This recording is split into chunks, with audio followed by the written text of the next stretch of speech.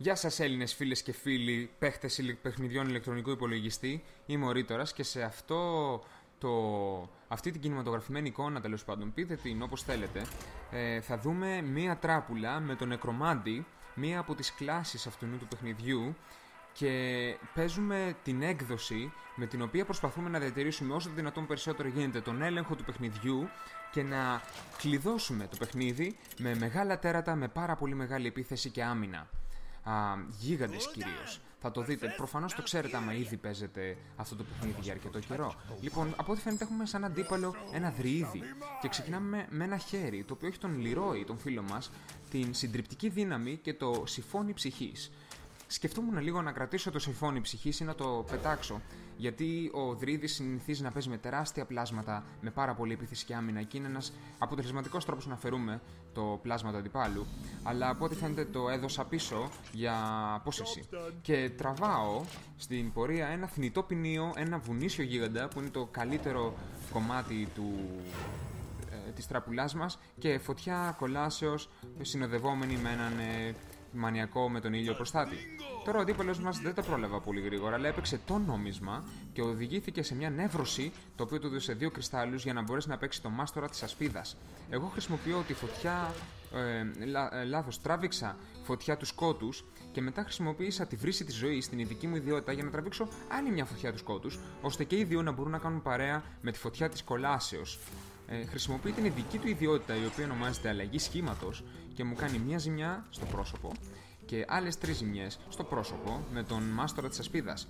Μετά εγώ τραβάω όλος έκπληξη τον απρόσωπο χειραγωγητή, μια από τις καλύτερες κάρτες της τραπουλάς μου, και χρησιμοποιώντας πάλι τη βρύση της ζωής τραβάω τον υπερασπιστή της αργούς, και αυτή μια από τις πιο σημαντικές κάρτες της τραπουλάς μου.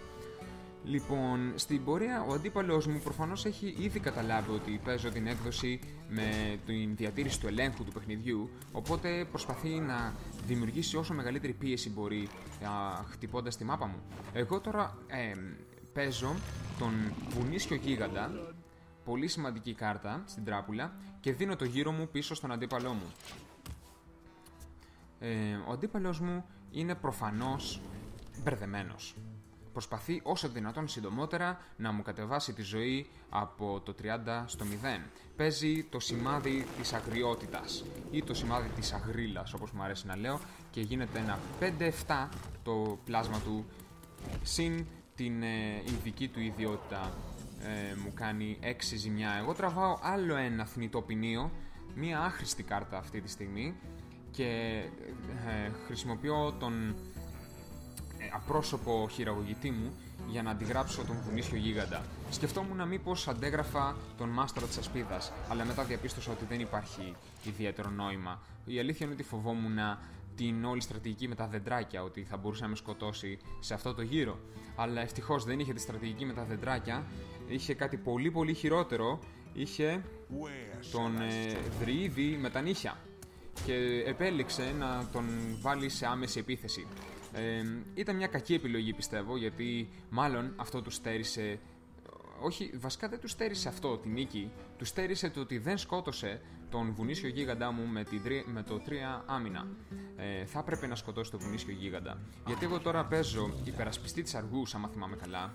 Ναι, ακριβώς. Και κάνω τους γίγαντες μου 9 επίθεση. Και άσε την άμυνα τώρα, βαριέμαι να σου εξηγώ. Και στη συνέχεια παίζω τον φανατικό με τον. Όχι φανατικό, μανιακό με τον ήλιο προστάτη.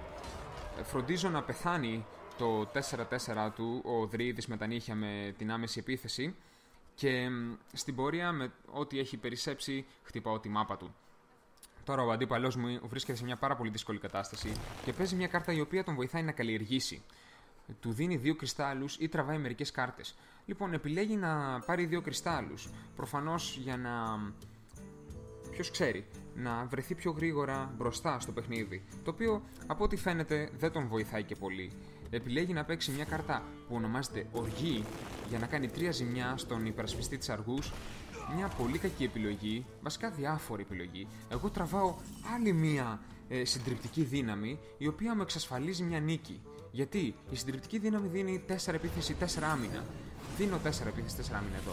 Άλλα 4 επίθεση, 4 άμυνα εδώ. 9 και 10, 19. Και 9, άστο φιλαράκο, παρετήσου. Τελείωσε το παιχνίδι. Αυτό ήταν. Απλώς σπάσαμε τη μούρη του και τέλος. Και πήραμε και ένα αστεράκι παραπάνω, ανεβήκαμε και επίπεδο και γίναμε τρελό πράγμα. Λοιπόν, μια απλή νίκη, εύκολο, γρήγορο και απλό. Σας ευχαριστώ πάρα πολύ που είδατε αυτό το κινηματογραφημένο πράγμα και μην ξεχάσετε να γίνετε συνδρομητές σε αυτό το κανάλι. Μέχρι την επόμενη φορά θα τα πούμε, φίλοι μου. Γεια σας.